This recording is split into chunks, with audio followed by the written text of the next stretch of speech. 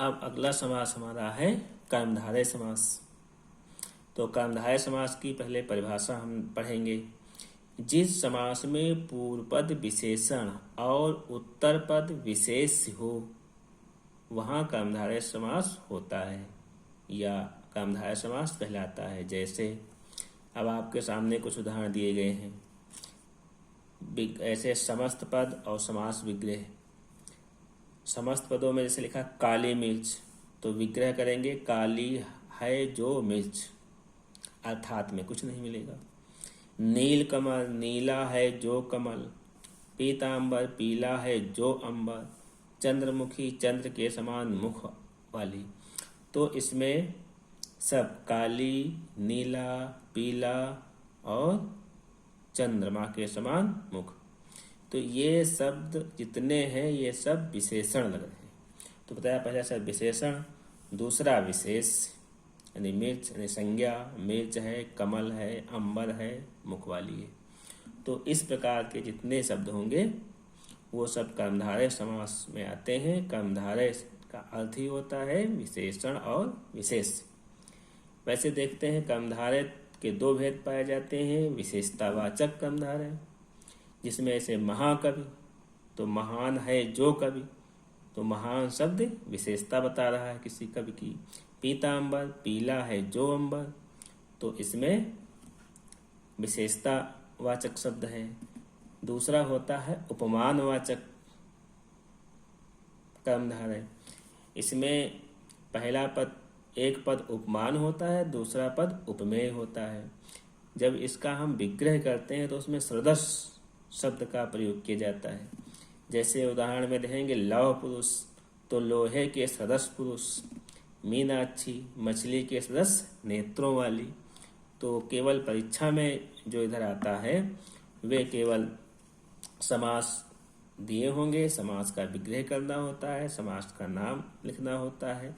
यही जब हम कंपटीशन की परीक्षा में जाते हैं तो लिख दिया होगा नीलकमल, लिखा होगा उनमें से कौन समास है, तो उसमें कर्मधारय, द्विग, बहुब्रीहि, द्वंद्व 4 विकल्प दिए जाएंगे, उसमें से आपको विकल्प चुनना होगा। तो सबसे पहचान यही होती है कि हम कर्मधार जहाँ शब्द को देखें उस शब्द में अगर कोई विशेषण लग रहा है शुरू में, अगर पहला पद विशेषण का है तो सीधे हम कर्मधारय समास लिख देते हैं। क्योंकि इस समास और कर्मधारय समास और बहुब्रीहि समास में कुछ समानता भी होती, क्योंकि बहुत सारे शब्द होते हैं जो विग्रह के आधार पे बहुब्रीहि बन जाते हैं।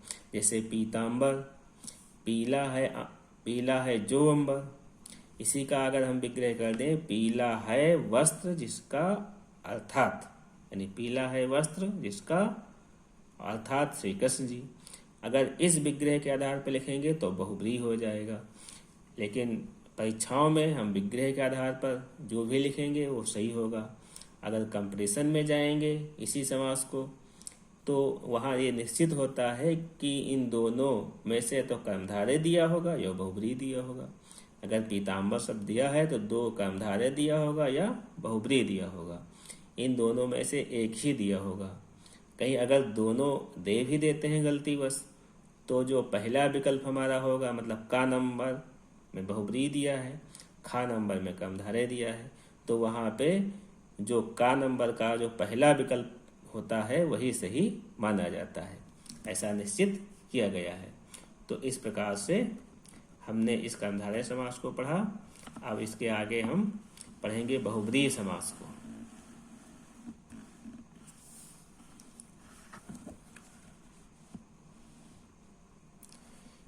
आइए अब पढ़ेंगे बहुब्रीहि समास की परिभाषा। इस समास में दोनों पद प्रधान होते हैं जिसमें अन्य पद की प्रधानता बनी रहती है। जैसे अब ये समस्त पद है, समास विग्रह है। पहले जैसे अभी बताए थे पीतांबर, तो इसका हम समास विग्रह करेंगे पीला है वस्त्र जिसका अर्थात श्री कृष्ण जी, यानी अन्य पद दोनों, ठीक, पीत प्लस अंबर करेंगे तो दोनों पद प्रधान है, ठीक, पहला वाला और अंबर दूसरा वाला दोनों प्रधान हैं।